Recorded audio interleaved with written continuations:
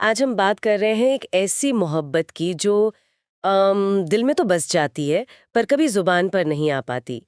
एक कहानी जो दशकों बाद भी अब देखिए पढ़ने वालों के जहन में एकदम ताज़ा है।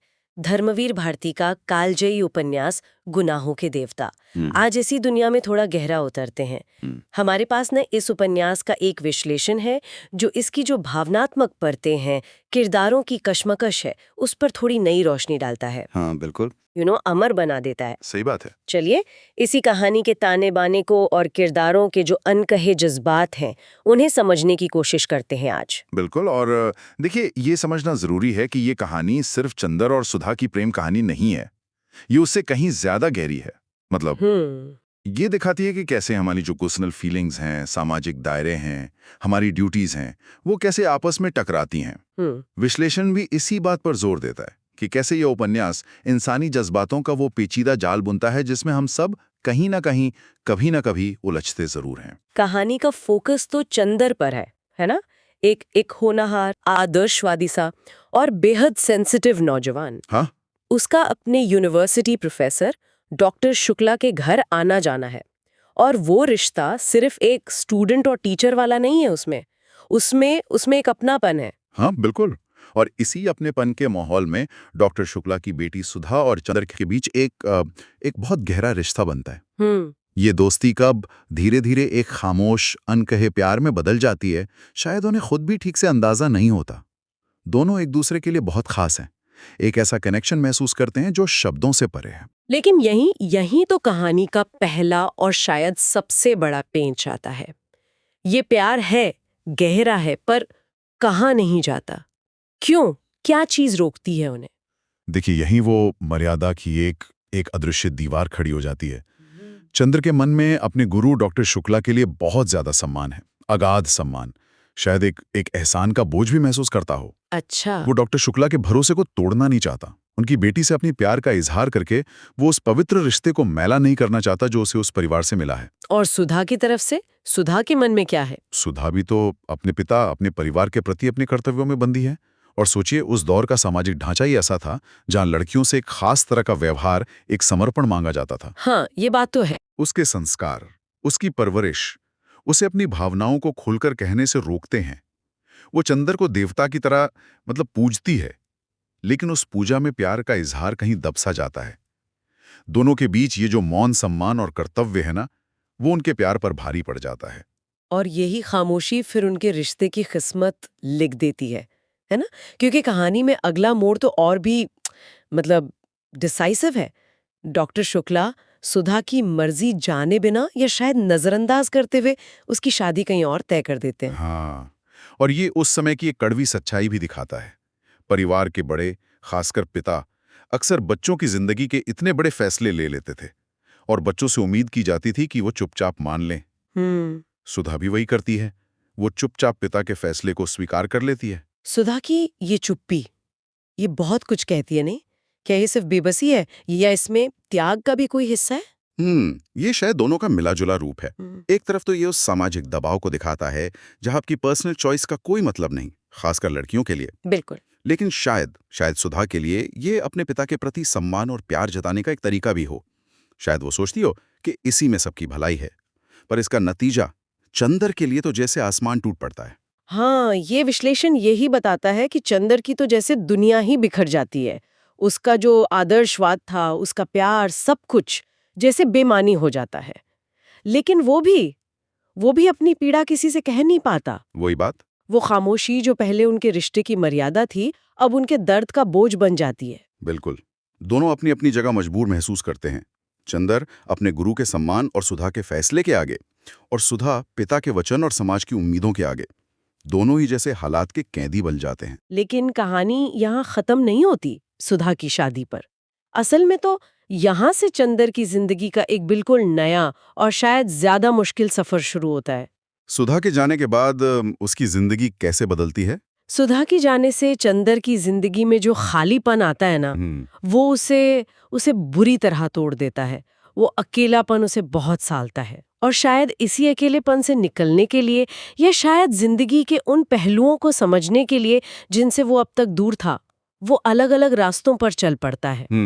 यहीं फिर पम्मी और बिनती जैसे किरदार उसकी जिंदगी में आते हैं। पम्मी और बिनती, ये सुधा से तो बिल्कुल अलग किरदार लगते हैं ना? हाँ, बिल्कुल। सुधा अगर एक आदर्श थी, पवित्रता का प्रतीक थी, तो पम्मी और बिनती जिंदगी के यथार्थ को, मोह को और शायद थोड़ी वासना के रंगों को भी सामने लाती हैं। अच्छा, ज्यादा उलझता जाता है। वो लगातार उस आदर्श प्रेम और जिंदगी की जो कड़वी सच्चाइयां हैं उनके बीच झूलता रहता है। तो क्या हम ये कह सकते हैं कि वो सुधा के साथ अपने उस अनकहे रिश्ते के मायने तलाशने की कोशिश कर रहा है इन नए एक्सपीरियंसेस के जरिए? एक तरह से हाँ, कह सकते हैं। वो शायद ये परखना चाहता है कि क्या प्रेम का सिर्फ वही रूप सच्चा था जो उसने सुधा के साथ महसूस किया था, या प्रेम के और भी मतलब हो सकते हैं। उसके मन में लगातार ये कश्मकश चलती रहती है, जो उपन्यास के सेंट्रल सवालों में से एक है। क्या प्रेम का नाम सिर्फ पाना है? क्या प्यार पर हक जताना जरूरी है? और इसी से जुड़ा वो दूसरा सवाल भी उतना ही भारी है, या त्याग ही सच्चे प्रेम की असली पहचान है? बिल्कुल, यही सवाल चंदर के द्वंद का और शायद उपन्यास के फलसफे का भी कोर है। उसने सुधा को खो दिया, एक तरह से त्याग किया, पर क्या ये त्याग उसके प्रेम को कमजोर करता है या और महान बना देता है? क्या खामोशी में किया गया ये त्याग बोले गए शब्दों से ज्यादा पवित्र है? विश्लेषण इसी बात पर रोशनी डालता है कि कैसे ये अनकहा प्यार और सामाजिक दबाव चंदर के पूरे व्यक्तित्व पर, उसकी पूरी बात की जिंदगी पर एक ऐसी छाप छोड़ जाते हैं जो कभी मिटती नहीं।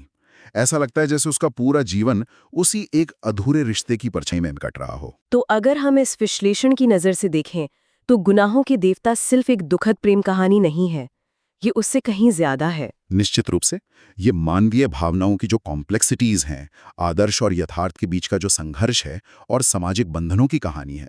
ये सिर्फ चंदर और सुधा की कहानी होकर भी उन अनगिनत लोगों की कहानी बन जाती है जिनके प्यार या तो समाज की भेंट चढ़ जाते हैं या अनकहे ही दफन हो जाते हैं। और यहीं पर वो गुनाह वाली बात आती है ना। विश्लेषण इस पर भी जोर देता है कि कभी-कभी सबसे बड़ा गुनाह वो नहीं होता जो हम करते हैं, बल्कि वो होता है जो हम कहते नहीं। बिल्कुल सही। चंदर और सुधा का मौन, उनका एक दूसरे से अपने जज्बात जाहिर ना कर पाना, शायद यही उनका गुनाह था। एक ऐसा गुनाह जिसकी ना कोई अदालत है, ना कोई गवाह, पर जिसकी सजा वे दोनों जिंदगी भर भुगतते हैं। ये चुप्पी उनके प्यार को शायद पवित्र रखती है, पर उन्हें एक दूसरे से हमेशा के लिए दूर भी कर देती है। ये गुनाह शब्द ही अपने आप में बहुत सोचने पर मजबूर करता है। क्या उनका प्यार गुनाह था, या प्यार को न कहना गुनाह था, या फिर उन सामाजिक नियमों को मानना गुनाह था जिनके कारण वो चुप रहे? ये सवाल पाठक के मन में गूंजते रहते हैं। बिल्कुल। और शायद इसीलिए, जैसा कि विश्लेषण कहता है, सुधा और चंदर की ये अधूरी मोहब्बत आज भी पाठकों के दिलों में इतनी जिंदा है। हाँ, क्योंकि यही अधूरापन इस कहानी को इतना यादगार, इतना असाधारण बना देता है।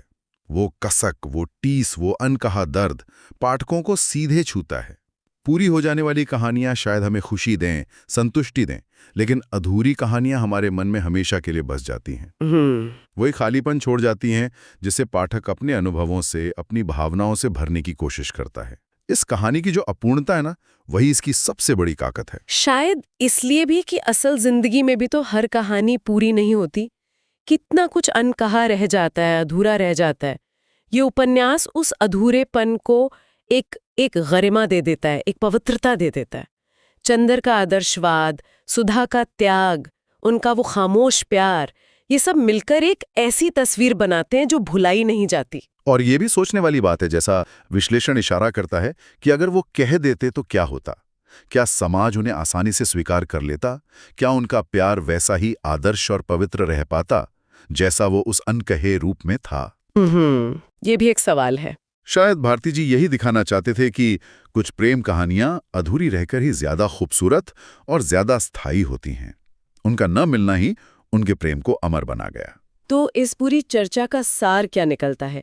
हमने गुनाहों के देवता के विश्लेषण के जरिए समझा कि ये कहानी प्रेम के उस उदात्त रूप को, त्याग की भावना को, जुदाई के गहरे दर्द को, सामाजिक मर्यादाओं के भारी बोझ को, और सबसे बढ़कर उस अधूरेपन की अमर पीड़ा को दिखाती है जो इसे टाइमलेस बनाती है। हाँ। ये दिखाती है कि कैसे हमारी व्यक्तिगत भावनाएं और सामाजिक ढांचे अक्सर एक दूसरे से टकराते हैं और इस टकराव का नतीजा क्या होता है। ये उपन्यास मानवीय रिश्तों और भावनाओं की उन पकड़ों को खोलता है जिन पर हम अक्सर बात करने से कतराते हैं, और इसीलिए ये आज भी इतना रेलेवेंट है। जैसा कि विश्लेषण बताता है, ये लाखों दिलों में इसलिए बसा है क्योंकि ये उन सवालों को हमारे सामने रखता है जो हमेशा मायने रखेंगे। प्यार क्या है? कर्तव्य क्या है? समाज के सामने व्यक्तिगत खुशी का क्या मोल है? और अंत में एक सवाल हम भी छोड़ जाते हैं जो इस विश्लेषण के अंत में भी उभरता है और जो शायद इस पूरी कहानी के आत्मा है। जरा सोचिए, अगर दिल में कोई ऐसा राज दफन हो, कोई ऐसी बात जो कभी जुबान पर आ ही ना सके, तो क्या वो अनकही बात ही जिंदगी का सबसे बड़ा गुनाह बन जाती है? एक ऐसा सवाल जिसका जवाब शायद हर किसी के लिए अलग होगा, और शायद यही इस उपन्यास की असली जीत है। गुनाहों के देवता केवल एक प्रेम कथा नहीं है, ये इंसान की भावनाओं की गहराई को छू लेने वाला उपन्यास है। ये हमें बताता है कि कभी-कभी सबसे बड़ा गुनाह वही होता है जो हम करते नहीं, बल्कि जो हम कहते नहीं।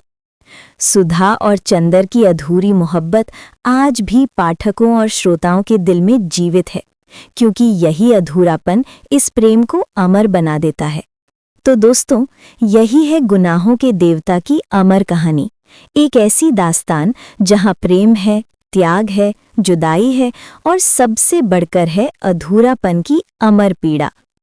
और शायद यही कारण है कि ये उपन्यास आज भी लाखों दिलों में अपनी जगह बनाए हुए है। सोचिए, अगर आपके दिल में कोई ऐसा राज हो जिसे आप कभी कह ही ना पाएं, तो क्या वही आपका सबसे बड़ा गुनाह होगा? अगर आपको ये भावनात्मक यात्रा पसंद आई तो वीडियो को लाइक कीजिए, चैनल को सब्सक्राइब कीजिए और हमें कमेंट में बताइए कि आपने गुनाहों के देवता कब पढ़ा और आपके दिल को सबसे ज्यादा किस हिस्से ने छुआ।